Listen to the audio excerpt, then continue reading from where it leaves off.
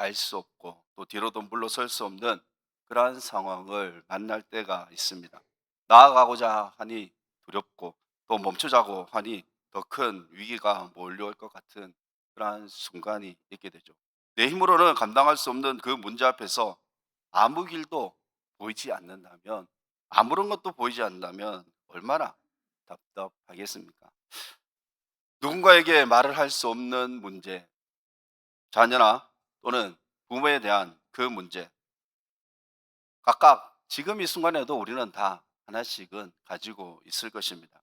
오늘 이 본문 말씀에서 나오는 이스라엘 백성들이 바로 그런 자리에 서 있는 것이죠. 이스라엘 출애굽을 이제 경험을 했습니다. 하나님께서 애굽을 10가지 재앙을 내리시면서 6월절에 그 은혜를 누리면서 하나님께서는 자기 백성을 구별해 주셨습니다. 그들을 이제 종살이에서 그러니까 이끌어 내신 것이죠. 이제 그들은 더 이상 애굽의 노예가 아닙니다. 바로 하나님 나라의 백성입니다. 구원받은 백성입니다. 그런데 출애굽한 이후에 직후 그들 앞에 기다리고 있는 것은 평탄한 길이 아니었죠. 그들 앞에서는 홍해가 있었고 뒤에는 바로의 그 군대가 추격해 오고 있는 그러한 상황입니다. 우리가 이 장면에서 생각해 볼 수 있는 것이 하나님께서는 하나님께서는 왜 출애굽을 하게 하시고 시련을 주시느냐? 분명 하나님께서 애굽에서 이스라엘 백성들을 이끌어 내셨는데 왜 이끌어 내시고 시련을 주시느냐이죠. 참 구원하신 뒤에 시험이 없는 길로 또 갈등이 없는 길, 위기가 없는 길로 그렇게 인도하시면 얼마나 좋겠습니까? 그러면 원망도 없습니다. 하나님 앞에 불평도 없을 것입니다. 우리 인생을 한번 생각을 해 보시기를 바랍니다. 우리의 인생 정말 구원받았다 해가지고 곧바로 모든 문제가 사라지지는 않죠. 오히려 하나님은 구원받은 백성을 더욱더 광야의 그 길로 인도하시는 분이십니다. 그럴 때가 많이 있습니다. 그리고 그 과정 속에서 누구를 바라보아야 할 것인가를 하나님께서는 가르쳐 주고 있는 것이죠. 오늘 본문 말씀이 단순히 그냥 이 옛날에 이스라엘 백성들의 그 역사만을 기록한 말씀이 아닙니다. 이 말씀은 오늘 우리에게도 동일하게 들려주는 하나님의 음성이죠. 우리 힘으로는 감당할 수 없는 그러한 상황 앞에서 하나님이 어떠한 분이신지, 그리고 하나님의 백성이 어떻게 반응을 해야 하는지에 대해서 말씀해 주고 있습니다. 이 모세를 따라가게 된 이스라엘 백성들, 이제는 종살이를 하지 않게 되었습니다. 하나님의 그 인도하신 땅으로 가서 열심히 이제 일을 하면서 살면 되는 것이죠. 애굽에서 탈출한 것에 기쁨, 그 기쁨도 잠시 이제 뒤를 돌아보니까 어떠한 일이 일어나게 됩니까? 우리 10절에서 이렇게 나타나게 됩니다. 10절 말씀을 한번 보겠습니다. 같이 읽게요. 시작. 바로가 가까이 올 때에 이스라엘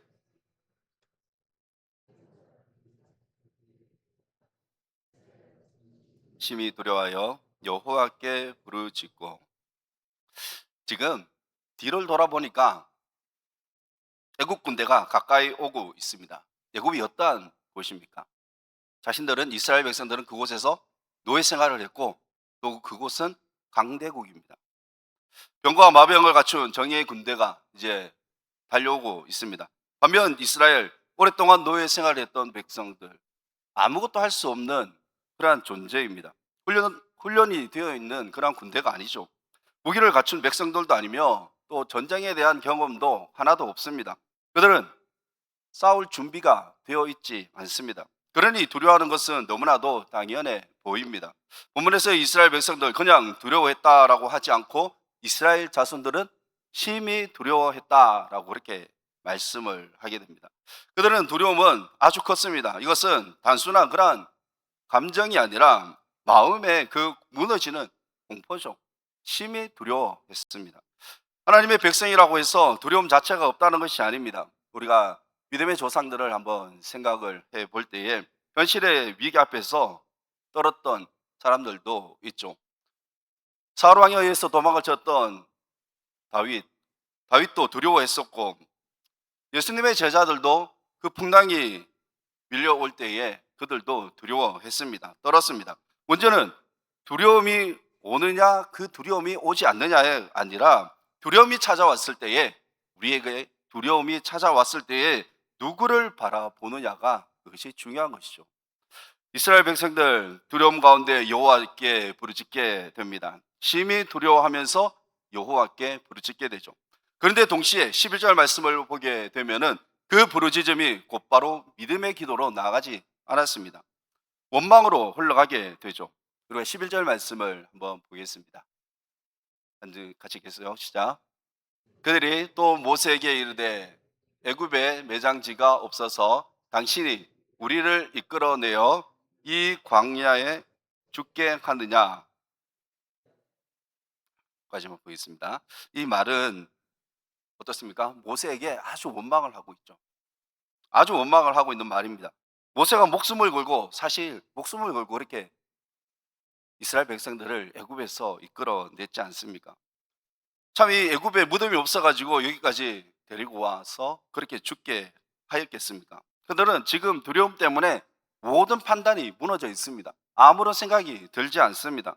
그들은 현실의 그 두려움 앞에서 지금까지 하나님께서 베풀어 주신 그 은혜를 잊어버리고 있죠. 하나님께서 어떻게 자신들을 이끌어냈는지 그 은혜를 잊어버리고 있습니다. 6월절에 그 어린 양으로 인해서 어린 양의 그 피로 인해서 인도받았던 그 구원을 잊어버리게 되고 장자의 죽음 앞에서도 자신들이 보호받았던 그 은혜 바로가 굴복하던 그 순간도 이스라엘 백성들은 모든 것을 다 잊어버렸습니다. 현재 지금 자신의 그 두려움 앞에 과거에 베풀어 주신 하나님의 그 은혜는 모든 것들이 뒤덮여져 버린 것이죠. 사실 우리도 그렇지 않겠습니까? 문제가 닥치면은 이전에 베풀어 주신 하나님의 그 은혜, 하나님의 은혜는 쉽게 잊어버리게 됩니다. 예를 들어서 자녀가 우리 자녀가 말을 잘 듣지 않거나 또는 그 진로가 보이지 않거나 신앙에서 멀어진 것처럼 보일 때 사실 부모의 마음은 무너질 것입니다. 그때는 하나님께서 지금까지 지켜주신 자녀의 그 은혜보다 눈앞에 보이는 그 불안이 더 크게 보이는 것이죠. 그래서 불평이 먼저 나오게 되고 감사보다 원망의 말이 먼저 나오게 됩니다. 하나님께서 지금까지 인도하신 그 손길보다 지금 눈앞에 있는 그 현실이 더 크게 보이기 때문이죠. 우리가 12절에서 그들은 이제 이렇게 말합니다. 이스라엘 백성들은 이렇게 말하죠. 자, 한번 읽어볼게요. 우리가 애굽 사람을 섬기는 것이 어디에서요? 광야에서 죽는 것보다 낫겠노라라고 말하고 있습니다. 단순한 푸념이 아닙니다. 죄인된 인간의 본성으로 드러내는 그런 말입니다. 사람은 두려워지면 믿음의 길보다 차라리 예전에 있었던 그런 익숙했던 그러한 옛 삶으로 그렇게 돌아가고 싶어 합니다. 이것이 죄인의 그 모습이죠. 하나님께서는 이스라엘 백성을 애굽에서 건져내셨는데 이스라엘 백성들은 위기 앞에서 다시 애굽을 더 그리워하고 있습니다. 아, 옛날이요. 옛날이 더 좋았다라고 그렇게 생각을 하고 있습니다. 바로 육신의 생각입니다. 믿음이 없는 그런 마음이죠. 저는 이렇게 한번 생각을 해보게 됩니다. 왜 이스라엘 백성들은 눈앞에 하나님께서 역사하심을 보았고 또는 체험을 했었음에도 불구하고 믿음 없이 그 옛날을 애굽에서 노예 생활을 했던 그 옛날을 그리워했을까? 현실에 너무나도 힘든 일이 앞에 있기 때문에. 그렇다면 우리는 어떻습니까? 만약 지금 우리의 그 어려움 속에서 어려움이 있다면 하나님의 은혜를 잊어버리지는 않겠습니까? 참 이것이 인간의 연약함이라고 또 볼 수가 있겠죠. 그리고 이것이 은혜가 필요한 그런 이유입니다. 그런 자리에서 하나님께서는 자기 백성에게 믿음으로 서라고 그렇게 말씀을 하시게 되는데 우리가 13절 말씀을 한번 보겠습니다. 13절 말씀을 한번 읽겠습니다. 시작. 모세가 백성에게 이르되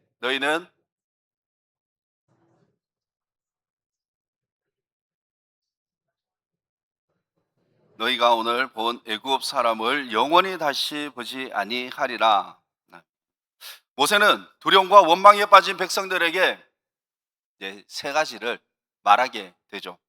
첫째, 첫째로 두려워하지 말라. 그리고 가만히 서라. 그리고 셋째로 여호와께서 행하시는 구원을 보라. 이렇게 말하게 됩니다. 이 말씀은 단순한 이스라엘 백성들을 향해서 위로해 주는 그런 말씀이 아닙니다. 괜찮다. 마음 단단히 먹어라. 잘 될 것이라는 이 정도의 말이 아니라는 것이죠. 이것은 하나님께서 어떠한 분이신지 근거한 바로 이 믿음의 선포입니다. 너희는 두려워하지 말고 또 가만히 있어서 여호와께서 오늘 너희를 위하여 행하시는 구원을 보라. 우리는 인간 안에서는 희망을 찾을 수가 없습니다. 어떠한 사람 앞에서도 희망이 보이지 않습니다.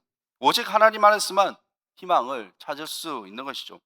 모세가 두려워하지 말라고 이렇게 말을 할 수 있었던 것은 모세 자신이 또는 이스라엘 백성들이 능력이 있어서가 아닙니다. 그 상황에서 그들은 아무것도 할 수 없는 너무나도 초라한 존재들이죠. 그러나 모세가 두려워하지 말고 가만히 서서 여호와께서 너희를 위하여 행하시는 구원을 보라고 그렇게 말할 수 있었던 것은 바로 언약의 하나님을 믿었기 때문입니다. 하나님께서 모세를 만나주지 않았더라면 이스라엘 백성들 애굽에서 나올 수 없습니다. 하나님께서 먼저 모세를 택하셨고 또 세우셨고 세움을 받은 이 모세, 하나님의 백성을 내실 것을 하나님께서 이끌어내실 것을 확신했기 때문에 믿었기 때문에 하나님이 행하실 일을 구원하실 일을 보라고 그렇게 말할 수가 있는 것이죠. 우리가 이 출애굽기는 처음부터 끝까지 하나님의 주권적인 그런 구원을 보여주고 있는 말씀입니다. 이스라엘이 잘해서 또는 잘나서 구원받은 것도 아니고 그들이 어떤 큰 일을 해가지고 구원받는 것도 아닙니다. 그렇게 출애굽을 또 하게 된 것도 아닙니다. 하나님께서는 아브라함과 이삭과 야곱에게 언약한 그 언약을 지키기 위해서 바로 그들을 구원하셨습니다. 여기서 가만히 서라는 이 말씀, 가만히 서라. 사실 이게 잘못 해석해 버리면 안 되는데 아무 생각이 없이 우리 믿음도 없이 손 놓고 있으라는 그런 뜻이 아닙니다. 책임을 또 회피하라는 그런 뜻도 아니죠. 가만히 있으라. 이것은 하나님을 대신해서 너가 구원자가 되려고 하지 말라는 뜻입니다. 즉 하나님이 하시는 일을 인간이 자기 힘으로 해결하려고 하지 말라는 그러한 뜻이죠. 그럼 무슨 말씀입니까? 너희들은 조급함을 버리고 하나님의 말씀 앞에 믿음으로 서라는 뜻입니다. 우리는 종종 이러한 실수를 하게 됩니다. 우리에게 정말 어려운 그런 문제가 생기게 되면은 하나님보다 내가 나의 생각으로 인해서 어떻게 할지 모든 것을 다 계획을 하고 생각을 해버립니다. 계산을 하게 됩니다. 기도보다 걱정이 먼저 앞서게 되고 말씀보다 조급함이 먼저 움직이게 되고 작동을 하게 되고 또 기다림보다 원망이 먼저 나오게 됩니다. 그러나 믿음은 먼저 하나님 앞에 말씀 위에 서는 것입니다. 현실의 이러한 상황이 아니라 하나님의 그 기준, 하나님의 그 기준으로 서는 것입니다. 그러므로 우리는 내 손으로 모든 것을 해결하려는 그러한 조급함을 내려놓고 하나님께서 행하실 그 구원을 바라보아야 합니다. 바로 그 이유 때문에 모세가 이 말 가운데 가장 중심이 되는 그 선언의 그 말이 바로 14절이죠. 여호와께서 너희를 위하여 싸우시리니 너희는 가만히 있을지니라. 이 말씀은 출애굽기 14장 전체의 중심일 뿐만 아니라 성경 전체의 바로 이 구속사의 흐름이라고 볼 수가 있습니다. 매우 중요한 선언입니다. 이스라엘은 자기 힘으로 구원받지 않았습니다. 그들은 그들의 힘으로 구원받지 않았습니다. 구원은 하나님께서 이루시는 일입니다.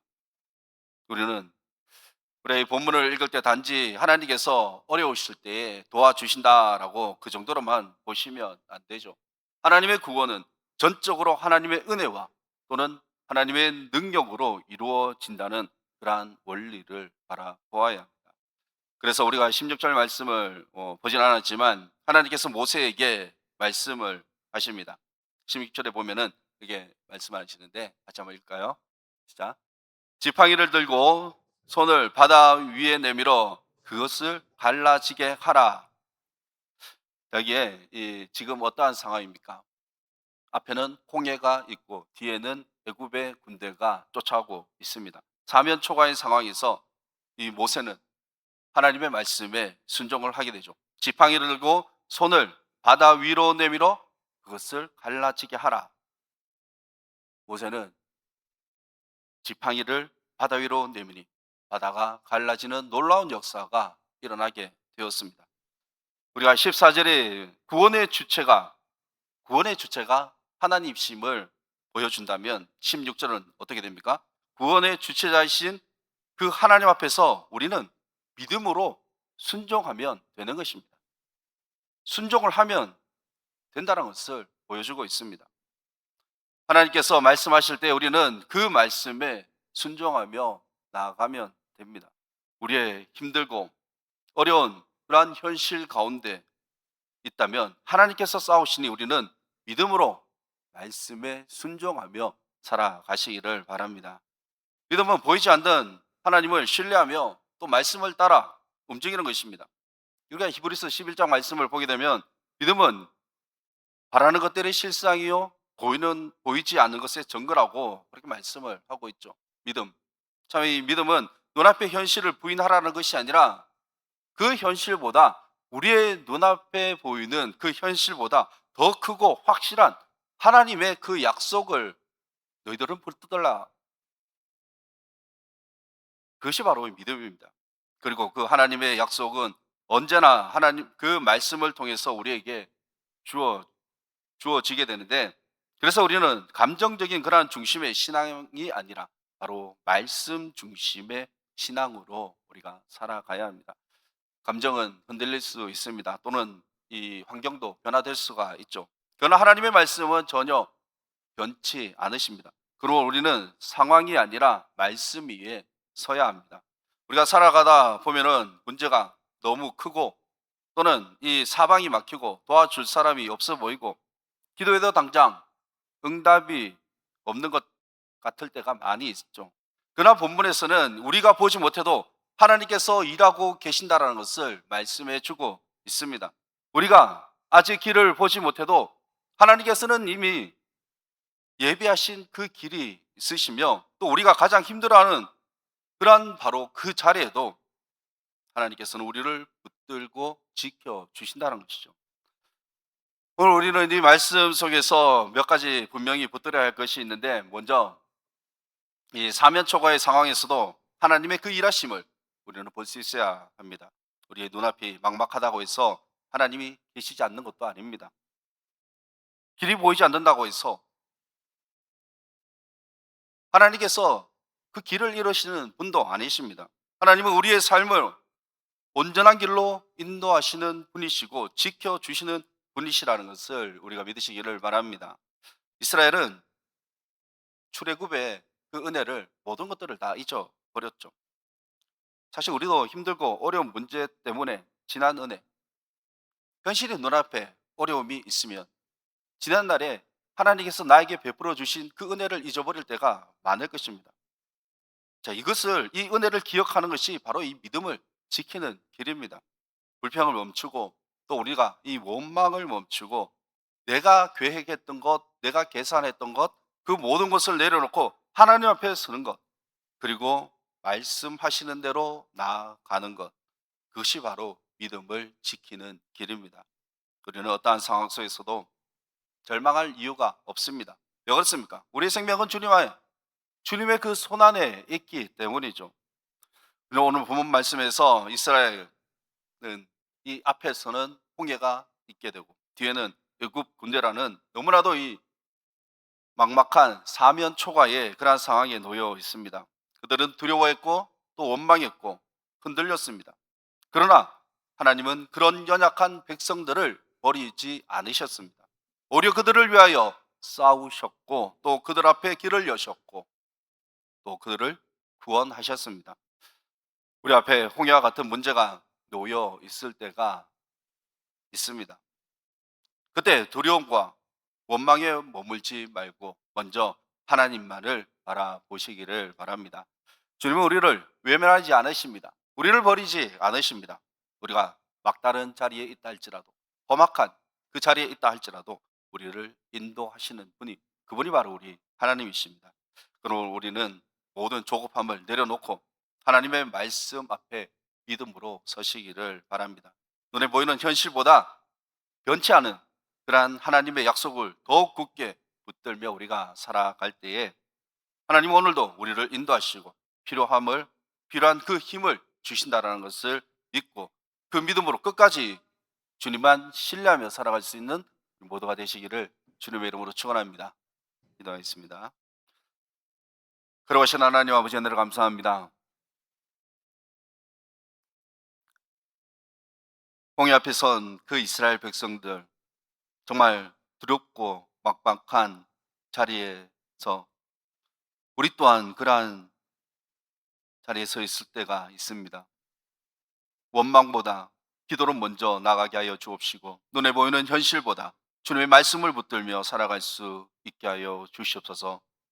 우리에게 주시는 그 힘으로 조급함을 내려놓고 우리를 위하여 대신 싸우시는 그 주님을 신뢰하며 오늘도 살아 계셔서 일하시는 주님 한 분만을 바라보며 살아가게 하여 주시옵소서.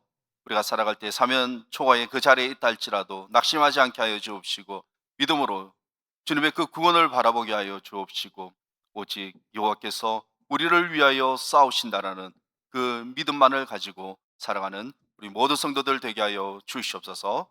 감사드리며 예수님 이름으로 기도드리옵나이다.